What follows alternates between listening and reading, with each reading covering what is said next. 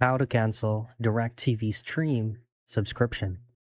In this quick video, I'm going to show you how you can send a request or cancel your existing subscription on Directv stream. So first things first is you will not be able to find or locate this directly into your account or onto the application if you're using this on your television.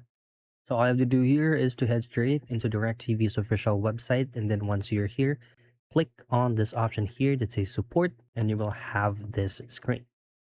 From here, scroll down and then under featured solutions, choose on cancel my Directv. And then you will have a lot of options here like cancel Directv due to missing content, technical troubles due to the cause, so personalized cancellation, or if you're moving to a new address, or if you just want to pause your service. So say for example, you would like to pause your service. You will have a specific a number right here, or you can log in automatically from their official site and use the chat now option. Have your account be cancelled, and it will be moving forward a request first before it will be officially cancelled. And that's how you cancel your DirecTV stream subscription.